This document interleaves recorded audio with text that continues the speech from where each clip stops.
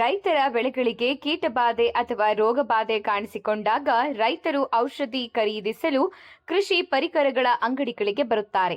ಈ ಸಂದರ್ಭದಲ್ಲಿ ಯಾವ ರೋಗಕ್ಕೆ ಅಥವಾ ಯಾವ ಕೀಟಬಾಧೆಗೆ ಬೆಳೆ ತುತ್ತಾಗಿದೆ ಎಂಬುದನ್ನು ಮೊದಲು ಖಚಿತಪಡಿಸಿಕೊಳ್ಳುವುದು ಅತ್ಯಂತ ಮುಖ್ಯ. ರೈತರಿಗೆ ಔಷಧಿ ನೀಡುವ ಮೊದಲು ಕೃಷಿ ಹಾಗೂ ತೋಟಗಾರಿಕೆ ಇಲಾಖೆ ಅಧಿಕಾರಿಗಳ ಮಾರ್ಗದರ್ಶನ ಪಡೆದು ಸಮಸ್ಯೆಯನ್ನ ಸರಿಯಾಗಿ ಗುರುತಿಸಿ ನಂತರ ಸೂಕ್ತ ಔಷಧಿಗಳನ್ನು ವಿತರಿಸಬೇಕು ಎಂಬುದು ರೈತರ ಒತ್ತಾಯವಾಗಿದೆ. ಆದರೆ ಕೆಲವೊಮ್ಮೆ ಔಷಧಿ ಕಂಪನಿಗಳ ಪ್ರತಿನಿಧಿಗಳು ಅಥವಾ ಅಂಗಡಿ ಮಾಲೀಕರ ಸಲಹೆಯ ಮೇರೆಗೆ ಔಷಧಿಗಳನ್ನು ನೀಡಲಾಗುತ್ತದೆ ಎಂಬ ಆರೋಪಗಳು ಕೇಳಿಬರುತ್ತಿವೆ. ಇಂತಹ ಔಷಧಿ ಬಳಸಿ ಬೆಳೆ ನಷ್ಟವಾದರೆ ಅದರ ಹೊಣೆ ಯಾರದ್ದು ಎಂಬ ಪ್ರಶ್ನೆ ಇದೀಗ ರೈತರನ್ನ ಕಾಡುತ್ತದೆ.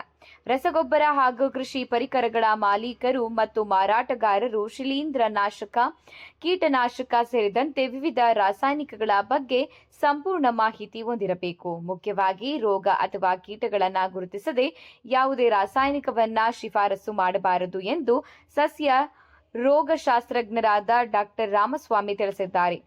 ರೈತರ ಬೆಳೆ ಈಗಾಗಲೇ ಸಂಕಷ್ಟದಲ್ಲಿದೆ. ಇಂತಹ ಸಂದರ್ಭದಲ್ಲಿ ತಪ್ಪು ಔಷಧಿ ಸಲಹೆಯಿಂದ ಮತ್ತಷ್ಟು ನಷ್ಟವಾಗದಂತೆ ಸಂಬಂಧಪಟ್ಟ ಇಲಾಖೆಯ ಮಾರ್ಗದರ್ಶನ ಪಡೆದು ಮಾತ್ರ ಔಷಧಿ ವಿತರಿಸುವ ವ್ಯವಸ್ಥೆ ಜಾರಿಯಾಗಬೇಕಿದೆ.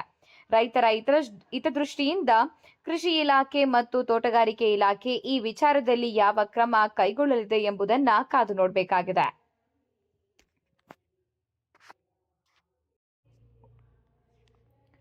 ರೈತರ ಬೆಳೆಗಳಿಗೆ ಕೀಟಬಾಧೆ ಅಥವಾ ರೋಗಬಾಧೆ ಕಾಣಿಸಿಕೊಂಡಾಗ ರೈತರು ಔಷಧಿ ಖರೀದಿಸಲು ಕೃಷಿ ಪರಿಕರಗಳ ಅಂಗಡಿಗಳಿಗೆ ಬರುತ್ತಾರೆ.